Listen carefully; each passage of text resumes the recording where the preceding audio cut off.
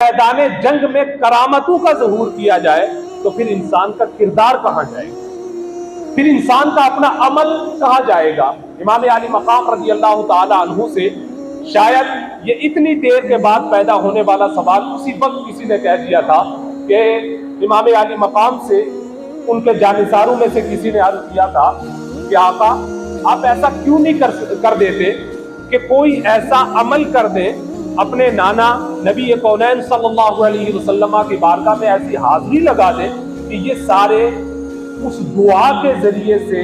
آپ کی اس خصوصی التجا کے ذریعے سے تباہ و برباد ہو جائے۔ امام علی مقام رضی اللہ تعالی عنہ نے فرمایا تھا کہ میں یہاں میدان جنگ میں کرامتیں دکھانے نہیں آیا ہوں، میں حسینی کردار دکھانے کے لیے آیا ہوں، میں حسینی عمل دکھانے کے لیے آیا ہوں، میں امت محمدیہ کو یہ دکھانے کے لیے آیا ہوں کہ اللہ کے رسول کا نواسا میدان جنگ میں بے صبر نہیں تھا، بے قابو نہیں تھا، جلد باز نہیں تھا، کسی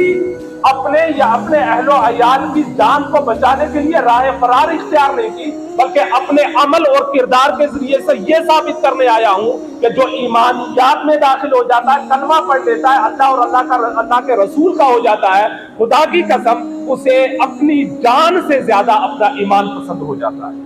اسے اپنی جان سے زیادہ اپنے ایمان سے پیار ہو جاتا ہے، اور پھر وہ اپنے ایمان کے لیے چاہے اولاد لٹے، چاہے نفس لٹے، چاہے پورا خاندان لٹ جائے، لیکن ایمان کے ساتھ کوئی کمپرومائز نہیں کر سکتا، ایمان کا بالکل سودا نہیں کر سکتا۔ میں یہ ثابت کرنے کے لیے آیا ہوں اپنے کردار سے، اپنے عمل سے، تاکہ امت محمدیہ کا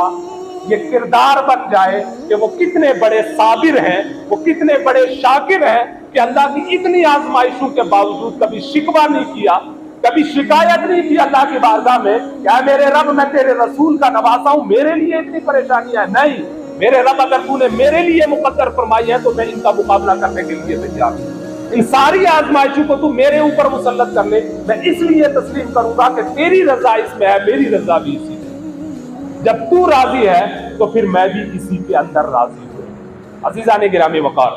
امام علی مقام رضی اللہ تعالی عنہ کا یہ جو کربلا کا واقعہ ہے، واقعی یہ ہم لوگوں کے لیے کئی وجوہات کے اعتبار سے درس عبرت ہے۔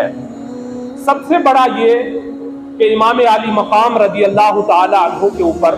اگر اتنے زیادہ مصائب و آلام آئے، اس کے باوجود صبر کا دامن مضبوطی سے تھام کے رکھا، بے صبری کا مظاہرہ نہیں کیا، کہیں بھی شکوہ اور شکایت نہ اللہ کی بارگاہ میں کیا، نہ اللہ کے رسول کی بارگاہ میں کیا، اور نہ ہی لوگوں سے کیا کہ تم لوگ میرا ساتھ نہیں دیتے، تم لوگ میرے معاون نہیں بنتے، کبھی یہ کسی سے شکوہ نہیں کیا، صبر کا دامن مضبوطی سے تھاما، اور اپنا جو مشن تھا، اپنا جو طریقہ تھا، اس کے اوپر اتنی مضبوطی سے قائم ہو گئے کہ قیامت تک کے لیے یہ ایک ایسا واقعہ بن گیا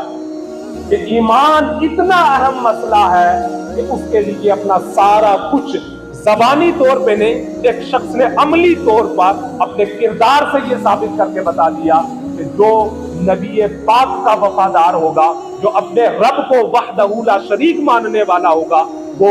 اپنے ایمان سے بڑھ کر کسی چیز کو پسند نہیں فرمائے گا۔ اور یہ جملہ تو آج بھی ہمارے اندر موجود ہے، جب بھی کوئی معاملہ ہوتا ہے ہم یہ کہتے ہیں کہ ہم ایمان کے لیے اپنا سب کچھ قربان کر دیں گے، لیکن اسے عملی طور پہ کر کے دکھانا یہ بہت بڑا امتحان ہے۔ یہ صرف حسین نے کر کے دکھایا، اور آج بھی اگر کسی کے اندر حسینیت مضبوط ہے، آج بھی اگر کسی کے اندر حسینی کردار ہے، اللہ آج بھی اسے یہ توفیق عطا فرما دیتا ہے کہ وہ اپنے نفع نقصان کو کم دیکھتا ہے، ایمان کو سب سے بلند رکھتا ہے۔ یہ آج بھی طاقت موجود ہے، لیکن وہی قرآن کے اندر اللہ نے فرما دیا وہ زندہ ہے، لیکن ان کی زندگیوں کو سمجھنے کا شعور ہر کسی کے پاس نہیں ہے۔ ان کی زندگیوں کو سمجھنا، اس کے لیے مخصوص انداز چاہیے، اس کے لیے رب کو وحدہ لا شریک ماننا ہے، اللہ کے نبی کو نبی آخر الزمان ماننا ہے۔ ان دونوں ہستیوں کو تسلیم کر لینے کے بعد پھر اپنے ایمان کو سب سے بلند اگر رکھ لیا جائے، تب جا کے یہ سمجھ میں آئے گا کہ اللہ نے ان کو کتنا عالی مقام عطا فرمایا تھا۔ عزیزان گرامی وقار، امام علی مقام رضی اللہ تعالی عنہ کے ساتھ اہل بیت اطہار میں سے دوسرے بہت سارے نفوس کو بھی اس میدان جنگ میں اپنی زندگی کی بازی ہارنی پڑی، لیکن حقیقت یہ ہے بظاہر انہوں نے اپنی زندگیوں کی قربانی دی۔ وہ ایک صاحب نے بڑا خوبصورت لکھا ہے کہ